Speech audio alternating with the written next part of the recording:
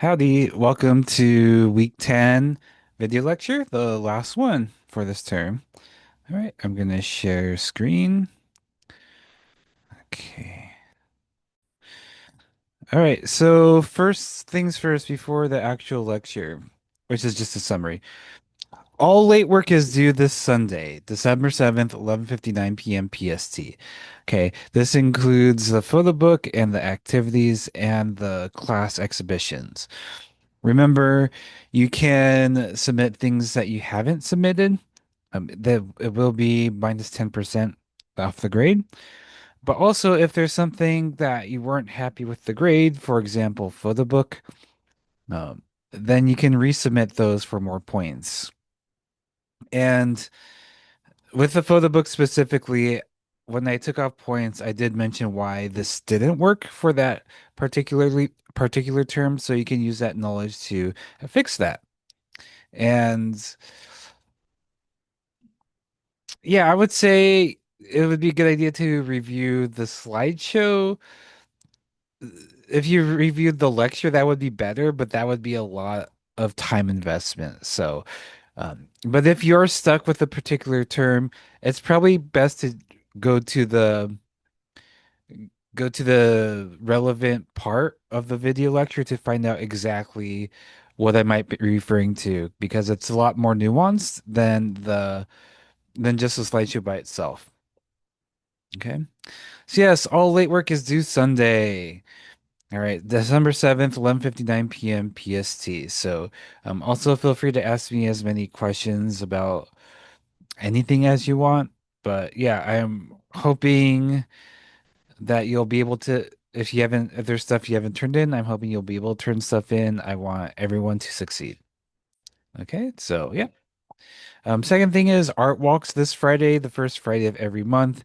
There's art walks in Portland, Albany, and Eugene. And remember, this could be 10 extra credit points. Okay. This is, no one's done it so far, which I'm surprised, but it's a good opportunity to just go out into the world and look at what local artists are doing. You might be a, you might become a fan of their work. You might want to like follow their work or whatever. You might want to buy some work, whatever. But it's a really good way to just go out there and see some art. And generally with art walks, it's not going to be super well-known artists, so you won't be seeing a $10 million painting by oh gosh, I forgot his name. Uh, the white paint dude that I banned everyone from talking about. Um, yeah, like that kind of stuff won't be there. It's stuff that's usually more affordable. Still might be out of your budget because we are at a community college after all. I'm not exempt from that classification myself. So yeah, I think it's a really good way to do that. And there's also the second extra credit, which is interview an artist, 10 open-ended questions. Make sure to go to the extra credit channel in Discord to find out more details about that. Okay. All right. The class exhibition theme this week is your favorite artwork you discovered this term. So this could be something that you saw in the slides. It could be something that you just found on Instagram or whatever. It could also be one of the images you already used for your class exhibition. Because you choose those things for a reason, right? But what I want you to do is, yeah, find your absolute favorite piece that you discovered this term. So, whenever the beginning of the term was 10 weeks ago until now, your favorite piece discovered in that amount of time, in that time period, I want you to post that, just because today's topic is summary of the term, and I want to see sort of like if you could summarize your most exciting feeling in one image, what would it be? Is kind of what I'm getting at with this, right? All right, so yeah, this is a summary of the entire term in um, one presentation. So it's going to be very truncated, very much. Um, I'm going to expand upon the points a little bit, but it'll be relatively quick. So, introduction.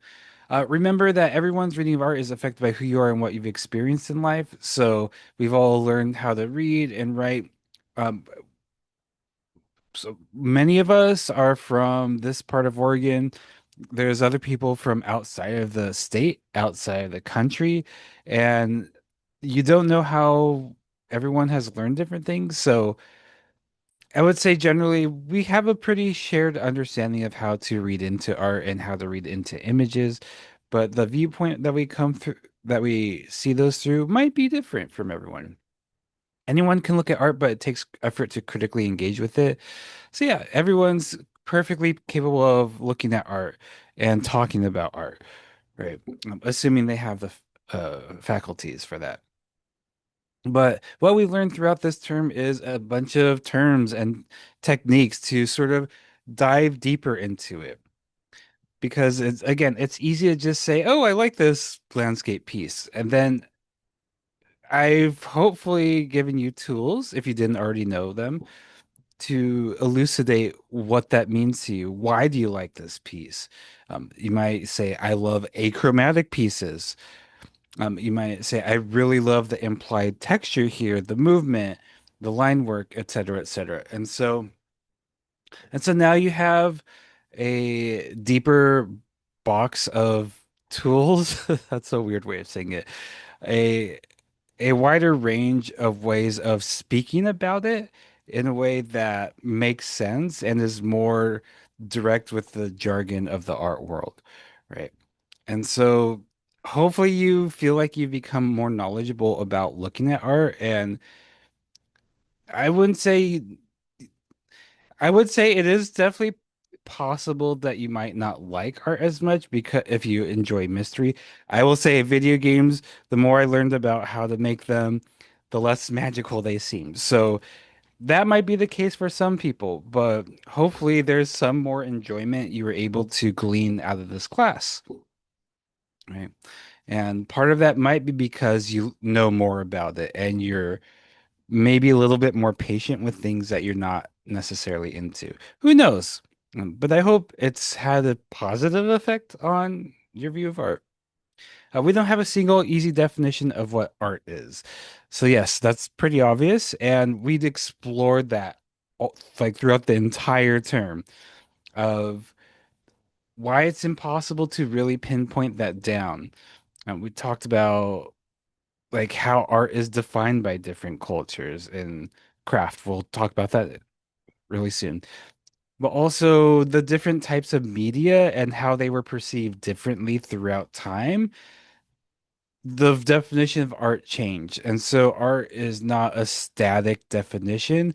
It's a cultural set of beliefs we have about certain images or objects, right?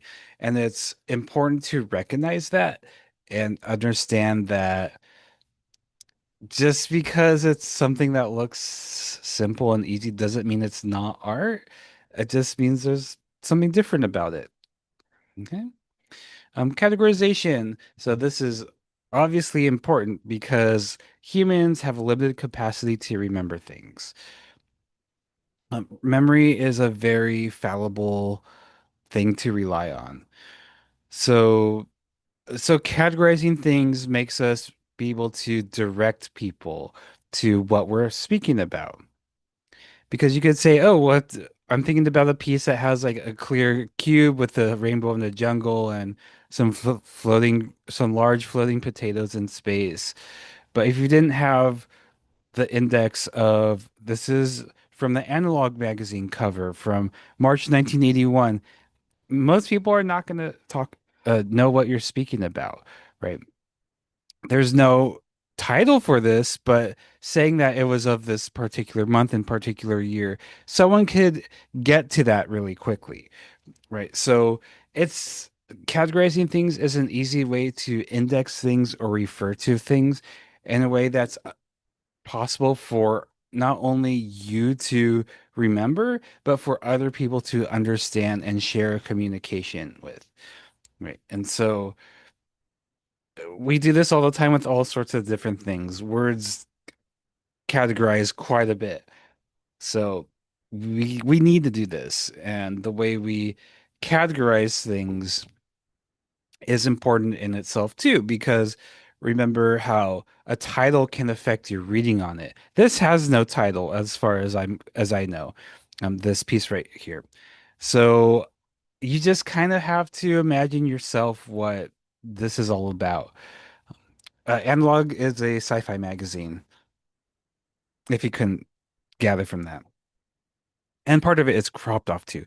So, ooh, pardon me. So yeah, it's important to recognize the impact that these categorizations have, whether it's the title, who the artist is, and the year, right? Because if it's the year 2025, we might suspect that it could be generative AI, which which is in 1981 that wasn't a concern. So categorization has important can color a piece very strongly, or maybe not so much if it's something more objective, like this is sci-fi illustration, right? So yeah. Oops, excuse me. All right, so categories are messy. So there were categories such as year, artist, um, title, etc., that are more objective that can shift but are generally static most of the time. But things like genre, because how do we define the genre and try to define what what genre like Roblox is, right? Which is a multitude of many games in one larger game. How would you define Roblox as a genre?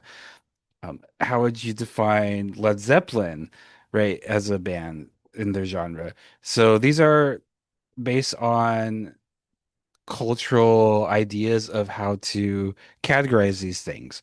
And not everyone would agree. Robert Christgau of who's a who's a rock critic said that Led Zeppelin's an art rock band. For example, I've never heard that before this year. So that's more messy, right?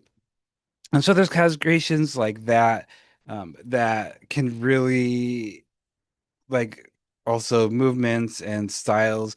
Like we can generally agree upon many of these, but that doesn't mean they're 100% definitive, where everyone is without exception going to agree every time without being wrong. Because things like that, they're usually generally right or wrong with things. Like we wouldn't call Led Zeppelin classical music, for example, right? That would be like pretty wrong. And most people would agree that, but some people will not want to call it classic rock. They just want to call it rock and roll or heavy metal. If you take a history of rock class, Led Zeppelin will be called heavy metal, and most people today would probably not agree with that assessment. So these boundaries shift. These boundaries can shift, especially if a piece is like within multiple styles or movements or genres or whatever. Things can be very messy, and that's important to recognize. Yeah, we talked about visual arts, not so much performing or literary arts. Those are completely different fields, which are fantastic. We also didn't talk about movies either, but we don't have the capacity to talk about all the artwork in the world. In fact, there's very little architecture I spoke about in this class because I mean, I've taken the architecture class, but it's just so vast and outside my direct experience that I didn't feel that I really needed to talk about that too much because I don't find myself very learned about that. So we focus mostly on visual arts, with some exceptions, of course. So here's some categories: title, artist, medium, year, dimension, collection, exhibition, genre, movement, style, purpose. Yeah. And so what's yeah, did we did talk about purpose. Or was that next? Yeah, yeah, that was part of it. So yeah, the purpose of art is really uh, it's really dependent on the person, the individual, the artist, the viewer, the critic, et cetera, et cetera. Um, and that's kind of impossible to really go deep into without examples because the amount is pretty infinite, right? The distinction between art and craft is relatively young in the history of known art. So again, cultural values kind of help shape people's expectations of what is considered art and what is not considered art. Um, I would say in these classes, most of my students, and again, this is the 10th time I've taught this, like the majority of my students recognize craft as art. There's other people who might not agree with that. And of course, this this distinction wasn't much of a thing until the 14, it's either 1400s or 14th century. I get so confused. And so again, our values change, and maybe some of it is due to the fact that crafts seem to be more feminine, um, and therefore less valuable or more primitive because because someone might not respect that culture as much and find them to be as intelligent, which of course has a whole host of problems with that line of thinking, right? And so we value things differently based on these arbitrary decisions. And some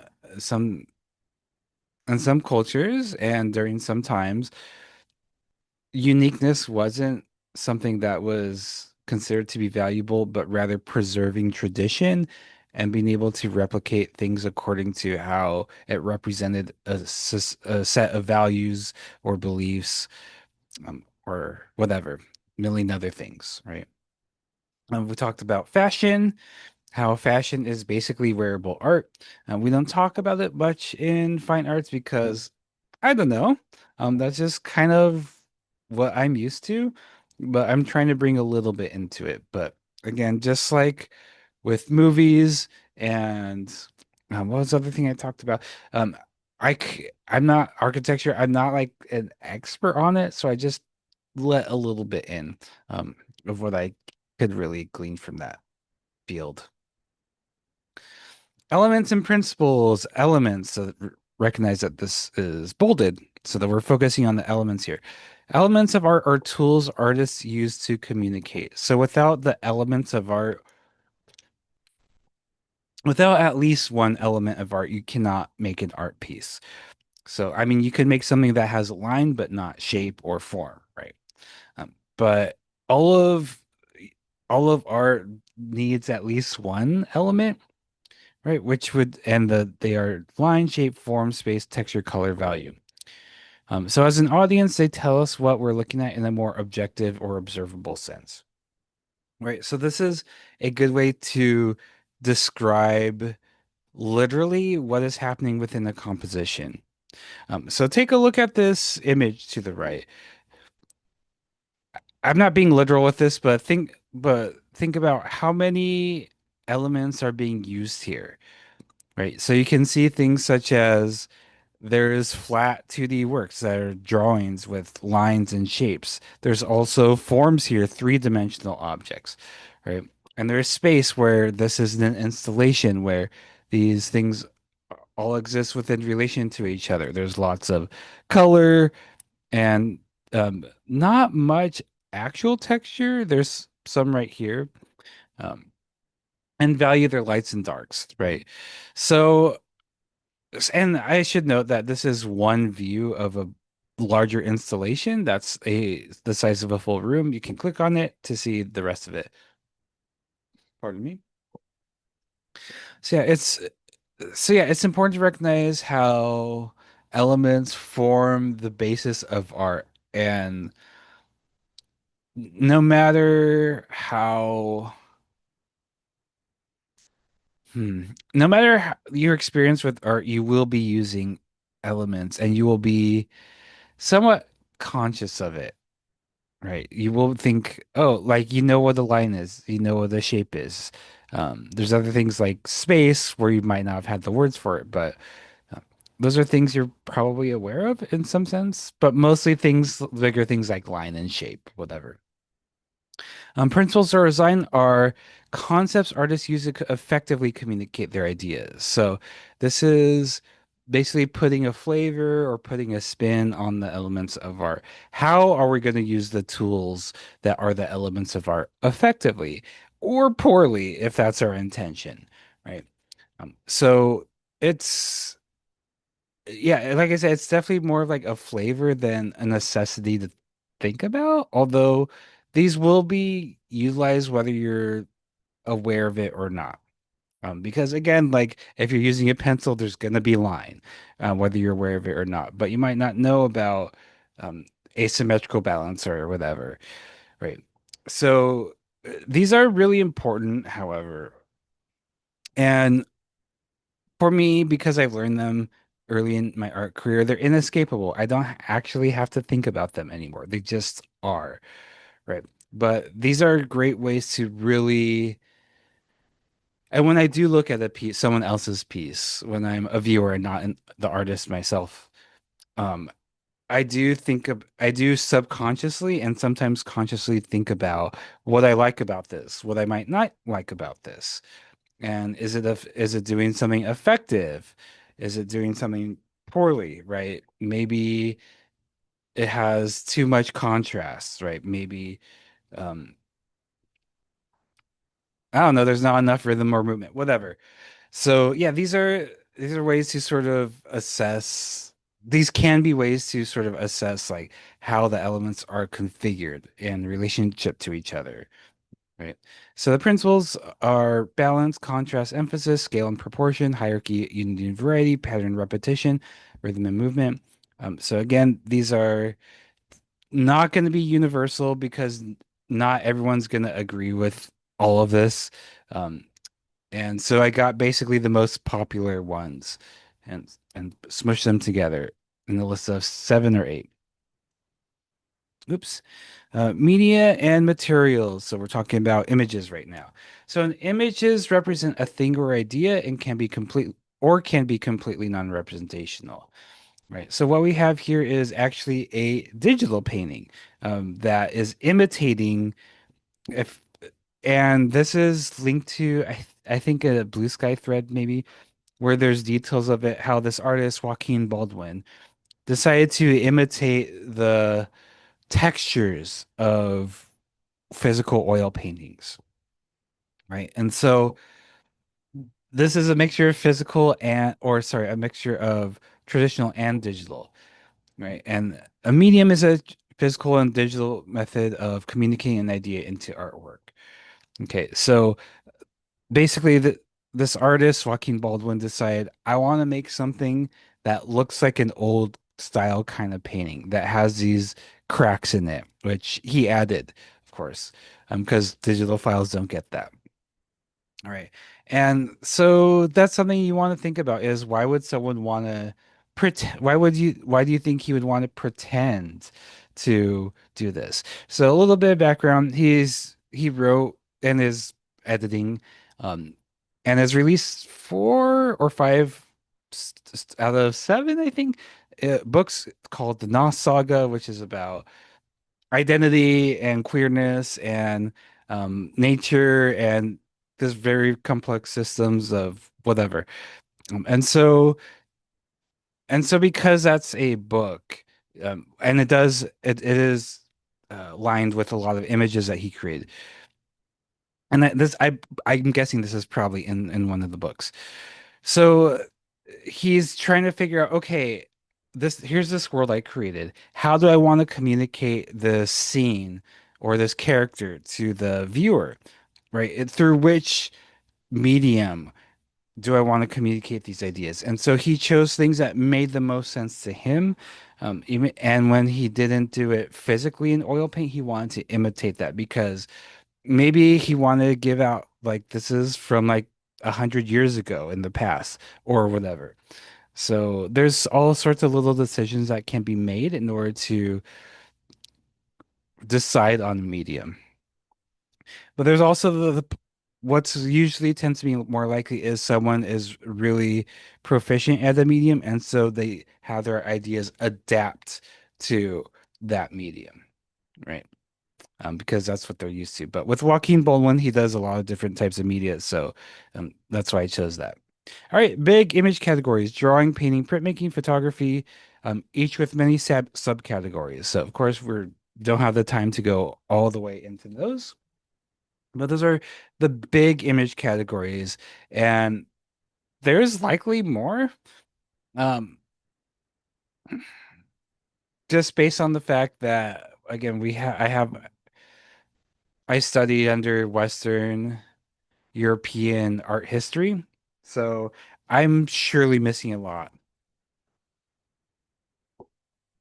Oh, okay. And if you when you mix more than one medium, it's called mixed media. Cool. Media and materials, we're talking about objects, and those embody dimensionality and are bound by physics. So they may depict things or they may be abstract. So this one on the left, which is a necklace, is a little bit more abstract. It doesn't depict like people dancing or a fire or a wolf with a sword in its mouth. Um, R.I.P. Sith. So yeah, we because we're humans and we work within the realm of Earth, we're going when you make objects, they have to be bound by the constraint of physics, right? Because we can make things that are attached on strings hanging from the ceilings, but that is still within the boundaries of what's possible. Okay. But if we make an image of something like this, for example, we can make it floating in midair, and that's totally fine.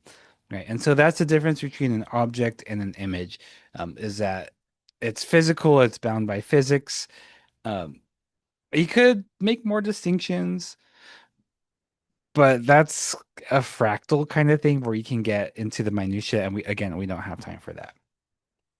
They can be divided into freestanding or relief. So they could be something you can walk around, or they might be affixed to a certain surface or substrate. There, again, there's millions of in-between distinctions. Okay. They may be created through the means of additive, subtractive, casting, or assemblage. So just a reminder, additive is you're putting things together. So something like um, adding like clay, like a lump of clay, then you add another lump of clay, then you add another lump of clay, then you get a clay man. Right? That's a snowman joke. Sorry. Something like subtractive is when you chip away at a stone and make a masterpiece like David, right? Where you start with a larger block and then you make it smaller. You can also use casting, which is creating a mold, putting a material in it, and then taking it out, doing a couple extra steps to it, or that might be your result, is where you make a positive from a negative, right? And then assemblage is when you fuse things together, that are usually found. And you can argue that that's additive, but I find it kind of distinctive enough to really put it in its own category. But I would have no issue with someone considering it to just be additive.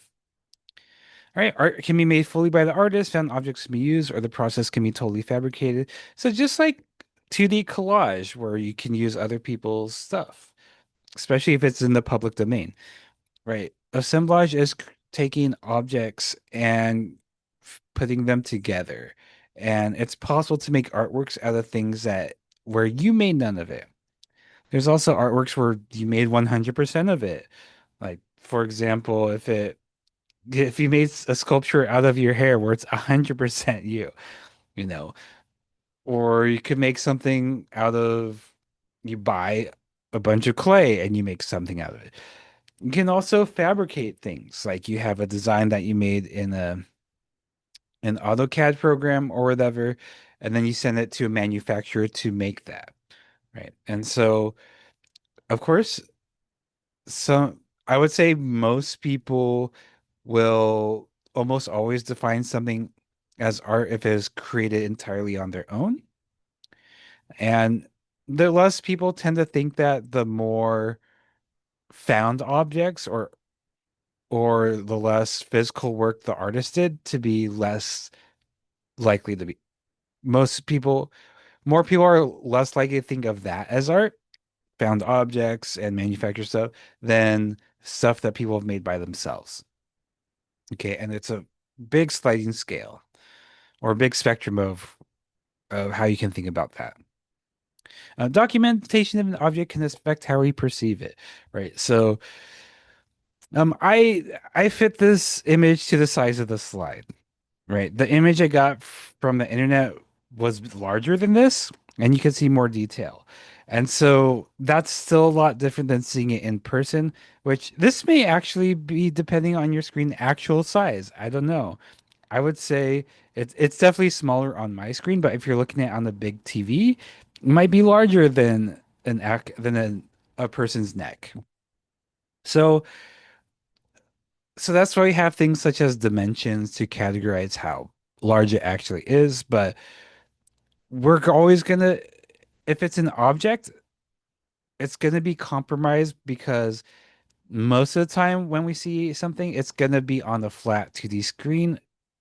Because I would say most, in order for something to be an object, it has to have some sort of 3D to it. Even if it is close to a flat surface, it still has 3D. And the closer it is to the 2D, the easier it is to represent it. But the more dimensional it is, especially if it's a freestanding piece, the harder it will be to accurately represent it. So we use our mind to reconstruct how we think the rest of this would be. Because the parts of this that we don't see, that are blocked by, this front part of it, like what's behind it? It could be made of peanut butter, right? It's unlikely it's likely to be the whole thing's going to be bronze, but we're not 100% sure. And so we take these photographs, this documentation kind of for granted because we could imagine all sorts of silly things about these. But we usually pick out what's going to be the most likely. Yeah.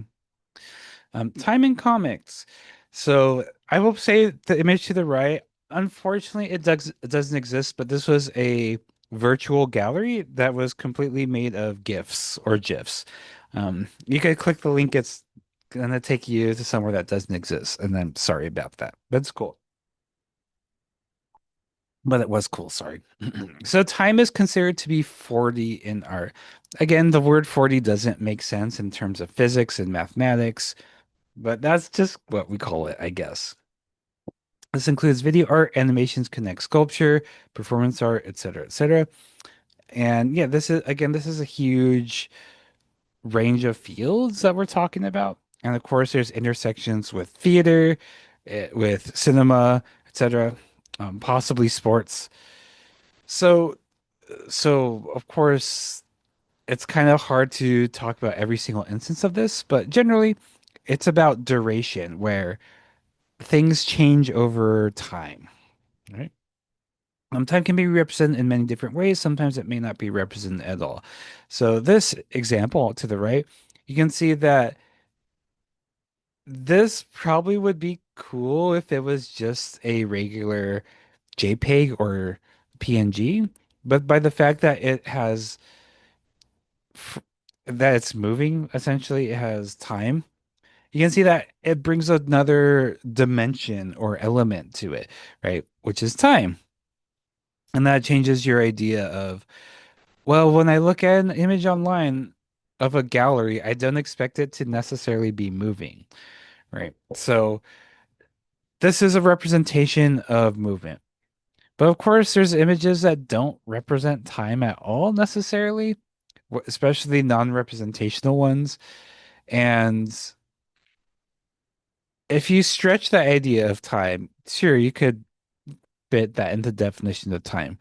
But generally, flat images can depict time through stuff such as rhythm and movement, and light streaks, that come from photography blurring and stuff like that. Flashes, um, like dust clouds. There's all sorts of ways you can sort of define time in still images. Time in comics. Uh, so comics again is a medium unto itself where it's not just images and text smushed together, but it has its own language, right? Um, so it's important to recognize that it's not just a bunch of stories about superheroes with words and tags, or it's not just comic strips in the newspaper. That's not just a throwaway thing. It's its own medium unto itself. Comics rely on time even though they are made up of still images. The duration depends on how fast or slow you read them, or the number of panels or the text in the panels. So on the right hand side, I chose an abstract comic on purpose, a Walking Tour of MoMA. So Robert Ryman, which is the first one, we know that like his paintings are pretty much quote unquote all white. So this is a comic about an abstract representation of that. On the right hand side is Yves Klein blue monochrome. He did a lot of paintings that were just the color blue, like a pigment that he invented called Yves Klein blue. And so it's sort of a joke about these things, right?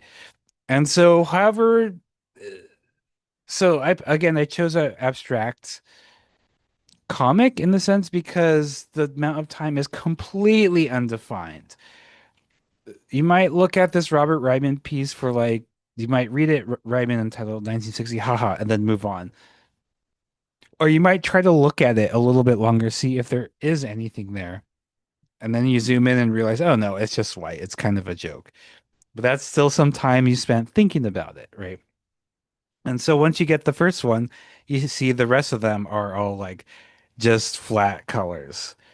So you might spend less time with them, for example. And the ones that have longer, more words in it, you might spend like 1 second more with them. So there's no way to define time perfectly in panels. They're merely suggestions. Okay. Gutters are where the reader uses to imagine the bridge gaps between panels.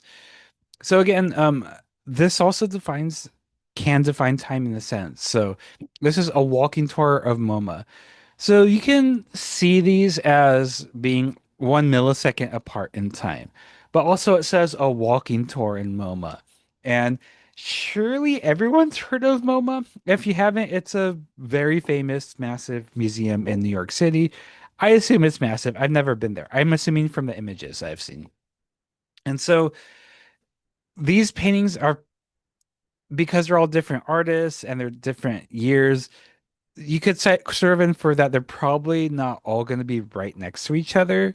So the amount of time someone takes from go to the Ryman piece to the Klein piece might be like a couple minutes, right?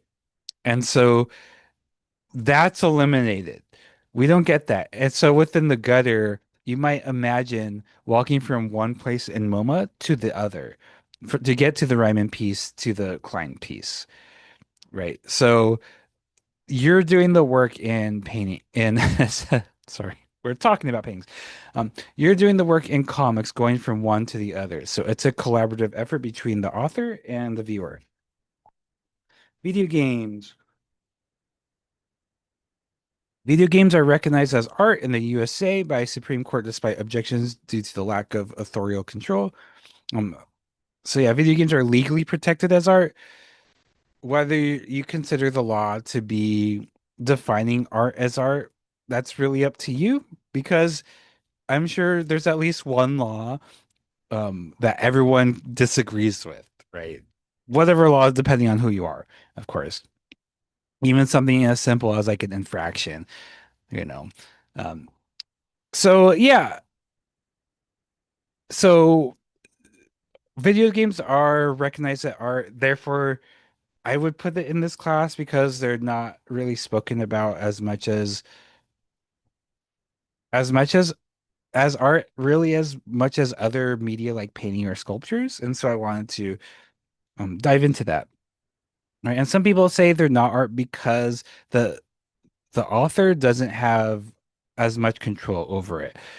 Um, I would say most people would argue that in general, movie stories are better than video game stories just because of it's a very tightly controlled experience where video games have a lot of possibilities that so therefore the experience can't really be as strong.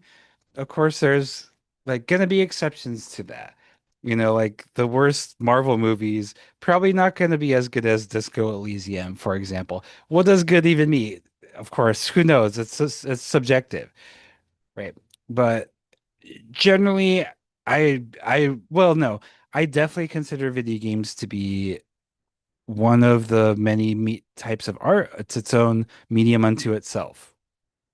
Okay, they're considered Gesamtkunstwerk, encompasses many forms of art into one object. So, so yeah, video games, just like movies, have a lot of different things going into them. So there's sound, there's visuals, there's graphics, there's animation, there's coding, um, all sorts of different things go into this. And so it's understandable why someone might not consider something like this to be a form of art. Like someone might say, I don't consider it to be movies a form of art. I consider movies to just be movies. And I think that's a totally valid perspective. But it's impossible to ignore that there's art within these, right? Um, so within video games, there's textures, right?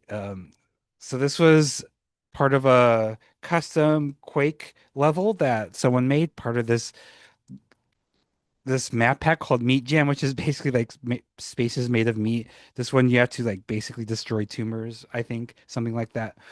Um, and so and so there's a lot of work going into them. I've made some stuff in video games, and you've made video games, and you saw that even as tiny as the Bitsy was, you were not just making art like with the pixels. You're also making things move. Granted, you didn't write the code, but you determine, okay, there's these walls here, there's these objects. How are these going to be interacted with? Right. So even though Bitsy's a very shallow experience into what large budget video games are composed of, it still would have given you an insight into the idea of interactivity. And that's an important thing to recognize is that like literally someone could take 400 years. Well, okay, that's not possible. Someone could take like 4 hours uh, to finish your Bitsy, right? If they started it, if they then they had to go to the washroom. Oh, and then their mom called them to help out with chores. Oh, and then they took a nap. And then oh yeah, this Bitsy. So and then someone could do it in like 5 seconds, not reading anything, just going to the ending, right? And so that's again going back to Roger Ebert saying it's video games aren't really art because they don't have the authorial control. But I argue that's why video games are so dang interesting. All right, so video games can be made by big studios consisting of hundreds to individuals. Again, there's a lot of different scales of how video games can be made. And we talked about games as a service, how some companies outsource to other countries to get their work done. And then there's individual creators. Video games are artsy, sorry, categories of video games. Um, Art games, those are artsy slash weird games in relationship to mainstream games. Game art is art made with tools used by game developers, but isn't necessarily a game in itself. But it could be. Um, and then game art assets are the textures, models within the game.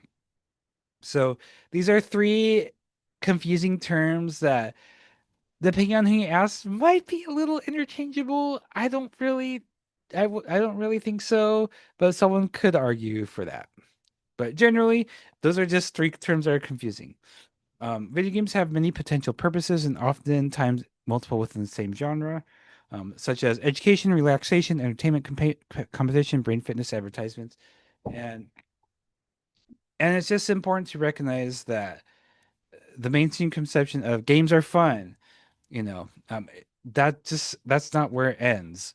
Um, like this game right here is a basic Metroidvania, but clearly the visuals are a little bit weird and different. So to me, it's also an artistic, a very heavy visual experience, right? To me, I was drawn to this game because of how it looked, because of the art, not necessarily because of the type of game it was, even though I love that type of game, right? And so many games have, or all games can have multiple purposes depending on what you want to get out of it, whether just playing it normally or speedrunning it and bypassing everything that's not necessary. Right. So video games are as complex as art, and you can even argue more because there's time and interactivity. Although that is a false dichotomy to more whatever, more interesting. Understanding art meta. What we know about and learn about art is biased because certain people, such as artists, patrons, curators, art historians, and collectors, decide certain art is important for many different reasons. So again, there's these people who are in these positions of power to determine what's gonna make art history. What are we gonna leave out? I'm one of these people in teaching this class, right? Um, maybe I should put that on the list. Is again, I'm showing things from sites that I know about. There's plenty of art websites that I would find are amazing, but I don't know they exist, right? So I'm not including art from those sites.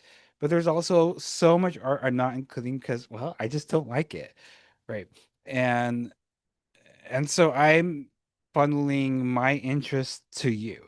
I generally don't care about portraits, but this is relevant to the next point. Um, so yeah, so it's important to recognize that there are people who are controlling media. I know that sounds sinister and like overtly political, but I mean everyone who has a forum, whether it's the news, whether it's a gallery, whether it's a blog, you're basically controlling the output of that, and therefore you're excluding many things because you can't possibly include everything on your blog, for example. That would take way too much time. And so these people, whether in their position of funding these things or writing about these things, they're going to have some sort of power into what is being seen. And of course, there's a possibility of ignoring all that and just going out in the world. But also, that's kind of dependent on your resources, right? Um, so sorry, I didn't realize that was the third point. But yeah, like it's important to recognize that this class is mostly done by me. I chose about 99% of the images here, so you got to see my interest and hopefully you enjoyed some of it. But overall, if you took the class with another person who teaches Art 102, you would get a completely different experience. Even if the slides were exactly the same, you would get completely different experience. So it's important to recognize who people are when it comes to this, right?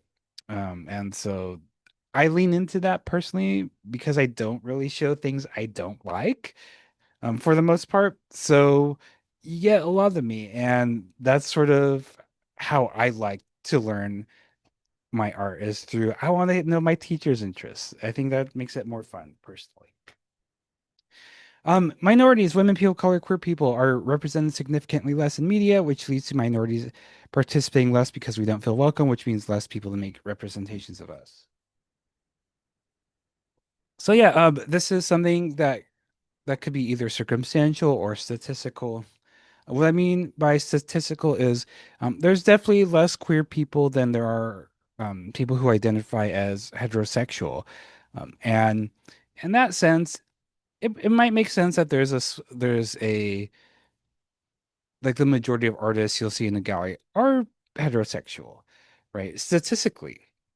But remember that that can be an obstacle to people feeling, oh, I can exist and be in this space, right? Um, and that's where the problem is, not the numbers, not the statistics of that, because that makes sense. It's also preventing access from minorities from being a part of the space, which includes women, which make up half of the population, if not more. So even though women are not a numerical minority, if I'm getting that correct, they are represented as artists themselves significantly less than men are. And this is very likely due to the broad network of what is considered to be sexism, or misogyny. And some of that could be purposeful. Some of it just could be ingrained within ourselves, where that's kind of what society has taught us. And we might think that's true without really consciously thinking about it, right? And so, again, sometimes it makes sense when people are represented less because of numerical statistics, but as long as it's not, but it's important that it's not that, unless we're talking about maybe hateful groups, right? It's important for diversity to be integrated so people like me know, oh, there are other queer artists or there are people of color out there, artists, so maybe I can do it too, you know? So there's a lot of there's a lot of people who will not do something because they don't know it's possible because there's not someone that looks like them in this space, right? So that's always important to think about is what's being represented and how, and is it inclusionary or exclusionary? Art versus artists. Um, Sometimes artists are jerks, and sometimes they're really fantastic people, but I didn't have room for that. Sometimes artists are jerks, and you may or may not be able to forgive them depending on your feelings, how that affects the artwork, how that affects people involved with the artwork, etc. So yeah, so sometimes everyone has experience with someone they stop liking because they're a terrible person, even though their art is amazing. For the record, I don't know this artist. It's just because this is them in their fursuit and they're painting in the same image. Okay. Um, so yeah, it's okay to not really consider that so much when enjoying an artwork. I would say there's a little bit more stakes when you consider supporting them with either views or money or subscriptions or whatever. That's something to think about. But it's more complicated when there's a ton of people involved. Like, say the director of a movie is insanely problematic, but everyone else involved is really cool and hardworking and just lovely, lovely people, right? That sort of complicates things, and it's important to recognize that because there's nuance, especially if within the artwork there's many people involved, it's okay to not be sure how you think about it or to like it, but or just be like, you know what? I don't really have the energy to care about the person. To me, the artwork itself is the most important thing, right? You do always vote with your money. That is something that's inescapable for sure, but that's different than liking something, right? But it's also you can like something and not post about it on social media. And if you like it and post about it, that's a little bit different too. So I can't go over every single situation here, but there's so much nuance to this conversation that it's something we're always going to be thinking about forever and ever, right? Especially since social media exists and famous people can make asses of themselves. This is more and more relevant every single day. All right, artists are people who are affected by health, environment, etc. Sometimes this may give material for the art. Oftentimes there are impediments. So yeah, remember that. Oh, I see what I'm saying. Remember that genius is kind of can be dehumanizing to people, where it elevates them to someone that is kind of perfect, and no matter what's going on with them, they're the greatest artist, whatever. It's important to recognize all artists are humans. We're not considering non-human animals to be artists, by the way. um, According to copyright standards, that's true, but just for the sake of this, we have to understand that artists are humans, and humans never have a perfect life, because what is a perfect life? And so it's fallacious. That is to say, um, it's not logically sound to treat an artist as someone who doesn't have feelings, that are just these great people. Again, Van Gogh's a great example where he only sold one painting and it was to his brother, right? A lot of people didn't really like him as a person because he was weird or whatever. But he was weird because he was facing mental struggles. He didn't know how to interact with people, right? And so that drove him to make great art. Could you argue? Yeah, the isolation, sure. Because if he was networking better, that might have made his artwork more quote unquote mainstream and less individualistic. But it cost him his life, right? He he committed, oh my God, he did commit suicide, right? I'm 99% sure. I don't know why I'm forgetting this right now, um, of all times. But either way, I can't believe I can't remember this. I have a terrible memory. But either way, he was a deeply unhappy person, right? And yeah, that contributed to the issue of heart greatly because many of you from like responses do like Van Gogh's work. I think his work's great. And it affected billions of people, maybe millions, I don't know. But like, was it worth it for this guy to suffer? You know, and some could argue, yeah, but he affected so many people, but also that tells you like where your values are.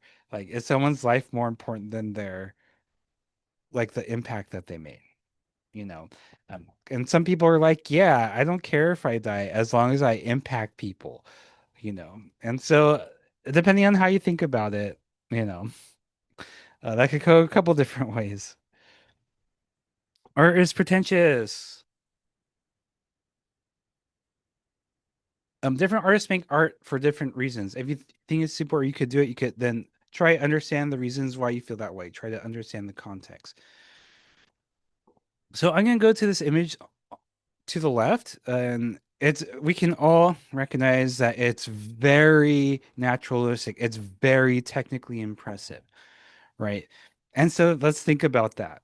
This artist, maybe their goal was self to satisfy themselves, but likely by making an artwork and presenting it and the fact that we know about it exists, this person's like likely trying to impress other people, right? And show off their skill. I mean, that may not be like the sole reason they did it, of course, but how is that not pretentious, right? How is not trying to show how you're an expert at that, at painting and better than most people? How is that not pretentious, right? There's a lot of skill involved with it. And so but that is where people find value is, well, it may or may not be pretentious, but this person has skill and that's what I value about art is that I want to see artwork that seems like it's taken a lot of time and effort, right? Um, and so and so that's a big factor is in like people value certain things, and if they don't fit within those things, it might be considered pretentious.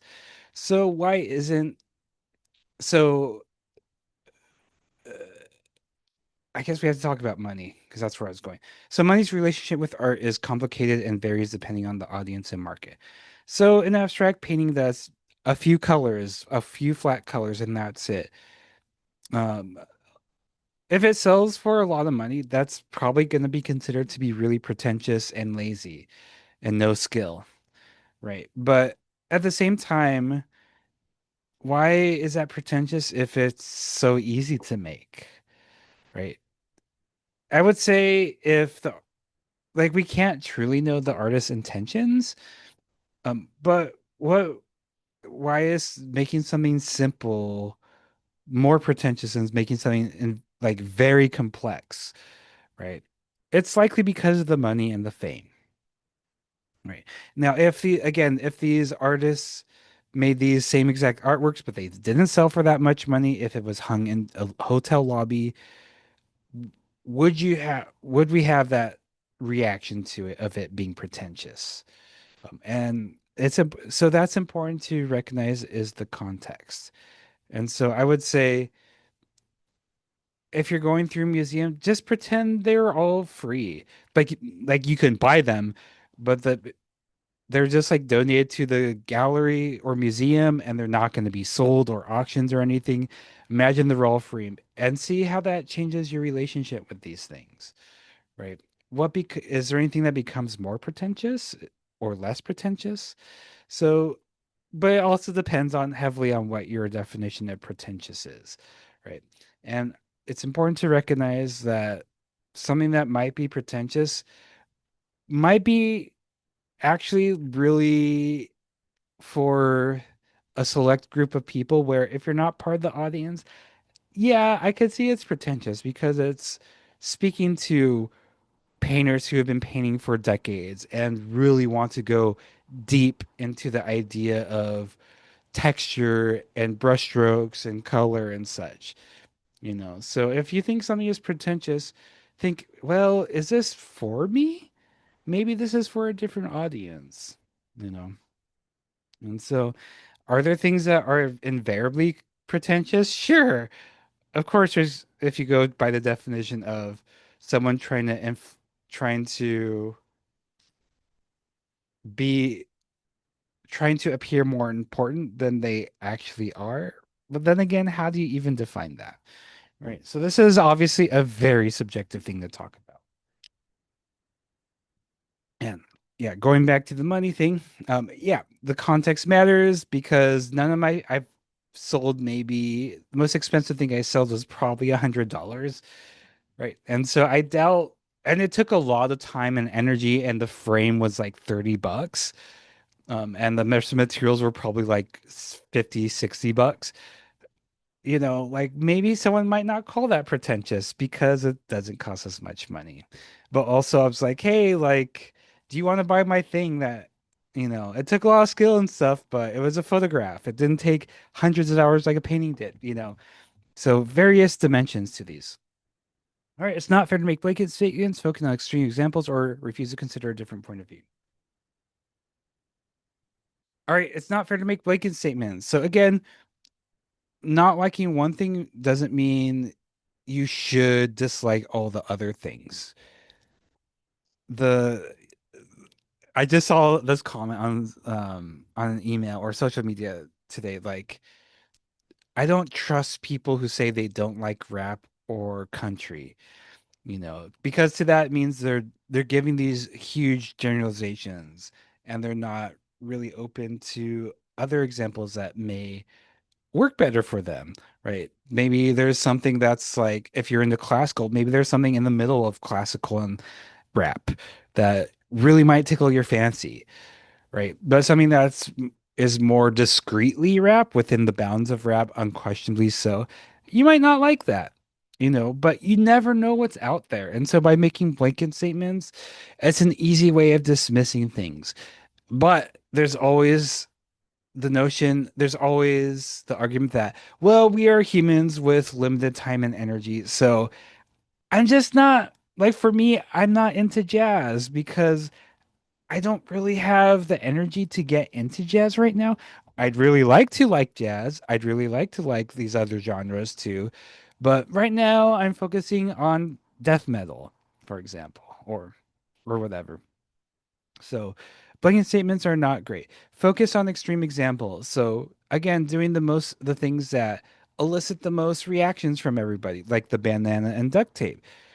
It's easy to call modern art trash because you saw that piece, because it's lazy, right? And this guy is a joker.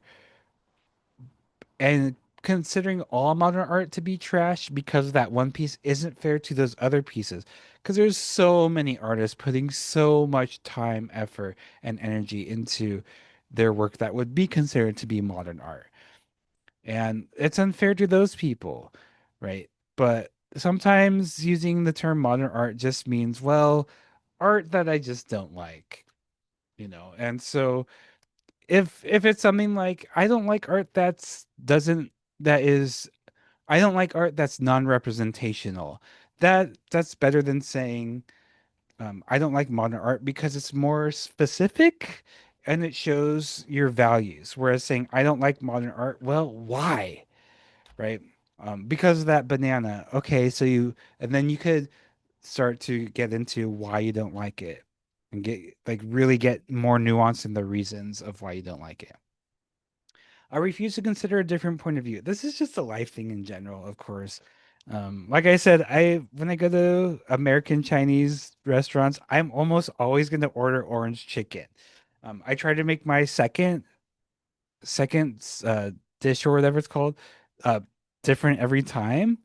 But I'm always gonna get orange chicken, and it's okay to have preferences. That makes us who we are, to gravitate towards certain things. Again, that's why you don't see many historical paintings in the slideshow. But here's one from 1695. This is outside of my comfort zone. And so I'm thinking, okay, like what can I use this for this slide? Something that's highly technical, which I don't care about, and a still life, which I don't care about, but I think it's really gorgeous anyways. And so for me, I was really trying to think, okay, what's something that's I'm not usually into? And so I think it's important to do those things once in a while. If you do that all the time, then you just won't have interests. You'll just be a cloud of like it makes sense to have a lot of interests, but but it's also important to hold on to who you are as a person. Abstraction. Abstraction is a spectrum from realistic depictions of the world we see through our human eyes to non-representational energy that doesn't speak to anything outside of the pizza itself. Sound like I said pizza. Yeah, so abstract, all artwork is abstract because that's impossible to say. All imagery is abstract because it's depicting something, but it's not those things itself. Like, I thought this was kind of a ferret or a fetus, but the artist says it was something else. I'm not gonna say what it is. A, because I forgot. B, because it'd be interesting for you to think about what that might be.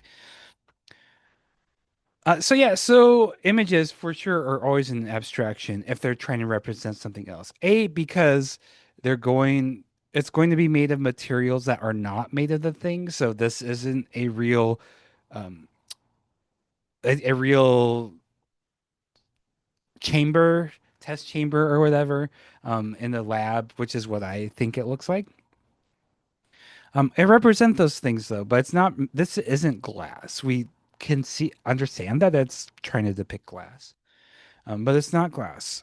But even things that are realistic are abstractions because it's impossible to get every single atom perfect.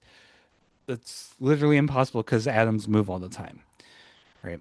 Um, uh, and so some artists choose to be more naturalistic, meaning depicting things as we see through our human eyes. And some choose to be more abstracted, whether that's through large, bold, simple lines like this, or non-representation where whatever exists on the canvas, that's all it is, right? Photography itself needs a physical source to create a photograph.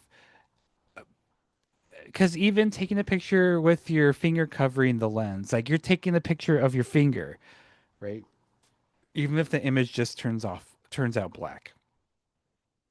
And so abstraction is a little bit different in photography because something has to be in front of the lens if we're going to consider it to be in the genre of photography.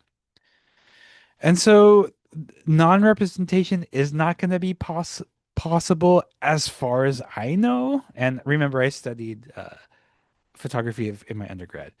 Um, and also abstraction, the idea of that. What does that mean when it comes to photography? Does that mean more less sharp and like crazy filters put on, or does that mean, like using a lot of Photoshop or whatever? So abstraction in photography is slightly different, but shares similarities with other types of abstraction. And abstraction, I can't get into abstraction within like sculpture or woodblock or whatever, because there's all sorts of ways we could talk about that. AI and art. So AA, quote unquote, art, it refers to prompting on a program create images based on algorithms from a database, stolen from the internet. Most of the time, there are definitely databases that they're all consensually taken. Adobe's not one of them because 5%, I believe, was stolen from the internet, which muddles it all. Generative AI has done much damage to workers, artists, companies, culture, and the planet. Sure, you can do some cool things with AI, but I always have to emphasize that art is made by humans, and there's always going to be consequences for humans because if there is no such thing as worker exploitation or energy usage, or replacing workers or whatever. Like this wouldn't be an issue, but that's the issue with generative AI. It's a really cool tool. This is his last point. It's a AI is a tool that isn't harmful by itself, but it's possible to ignore the factors making it fraught with problems. So yeah, we can think of it as a tool and say like, yeah, like I think these really weird, surreal, like 10-fingered videos are kind of cool, you know. And honestly, I like that kind of surrealism a lot. I liked it before AI as well. So it's not just because of AI. God, I sound like a hipster, whatever. But the point is, though, I I need I think it's my responsibility to talk about the issues with that because it's really easy to like it because it's there all the time. Um, ignoring the whole AI slop on your Facebook feeds. I was trying to find a good GIF for the motion yesterday, and I was having a hard time finding a digital artist who worked in GIFs that did not do NFTs and which isn't AI, but it's kind of within the same realm. And so and so to me, methods of production for art are important, and it's important to recognize because even with your favorite games, there's going to be crunch. People are going to suffer and work way too late because of that, even if they are compensated for overtime. It's extra stress, and generative AI puts a lot of stress on humanity in general. Again, because of the environmental changes that it's helping accelerate. Um, I mean, if you build your own PCs, you notice that a lot of parts are becoming more expensive. It's because of generative AI. It's also replacing workers, which is really bad because humans need to survive, right? Et cetera, et cetera. So, it's also important to recognize that, how do I say this? Sometimes just the people running it are really greedy and don't care about the consequences of using this and trying to make it grow in spite of the consequences, in the name of we want to make things better, so we have to exploit more people and ruin the environment more. So there's always going to be compromises with art, but generative AI is massive and it's growing exponentially. And when the bubble bursts, it's gonna be really difficult to deal with. Some people compare it to asbestos, where like it was there, people thought it was fine, but it ends up it's not fine. But it's gonna like end up everywhere regardless, and you're gonna have to pick through it in the future, whatever. It's always gonna be stuck places. So the last thing to talk about is the summary, which is this lecture. That's a joke. I just didn't want to end with AI. So yeah, so there's one quiz question for this, and it's worth 10 points, and you only get one try. This is the answer to it. You will only get out of art what you put into it. If there's one thing I want you to remember, it's this. You will get out of art what you put into it. That's going to be the answer to the quiz question. And it's true. And remember that you have a bigger set of tools to look at art with, maybe, than you have before. Hopefully you'll be able to look at artwork more critically. And so I'm hoping I'm hoping that you had a nice time here, because I try to make this as fun as possible for myself and y'all. But also I hope you look at art a little bit differently. And that is also to say that you are humans, and it's important to recognize that it's okay to scroll past something. You don't have to look at every single thing and analyze the elements of art and principles of design. But remember that if you're not going to put any effort towards understanding something, you're not going to get much out of it. Which is why I had you do the pick an artwork that you hate activity, is because I think it's important to question ourselves and our instincts. Sometimes it ends up like, oh man, like that's really cool. I was wrong about that. And that's great. But it's also great to say, like, I learned about that. I still really don't like it because that means your sense of self, like you trusted your gut. and I think both are really good. And it is again not possible to analyze everything, but hopefully you will start analyzing art and just things around us a little bit more than usual. At least for the next week or so. I know, but hopefully down the line when if you have grandkids or whatever, whether that's humans or fur babies, whatever, maybe you'll be able to like think about your life and relationship to art and how you could apply these things you learned about art to life in general. Because art is innately human and it's impossible to divorce that from each other. Humans make art, right? And so it's really good to think of artists as humans that walk the earth with us and um, hopefully treat them with kindness. I mean, hopefully you treat everyone with kindness, anyways. And yeah, enjoy life and stuff like that. So, yeah, that's the end of this lecture. Thank you so much for joining this journey. Um, yeah, again, I hope you enjoyed this. I will definitely be on Discord this week. I have a lot of things to do this week, but I also will want to be there to help as much as possible. Because again, all late work is due December 7th, 11:59 p.m. PST. Art walks this Friday, and there's a class exhibition theme. So I'm gonna stop sharing. Thanks again, and yeah, enjoy the rest of your day. Bye bye.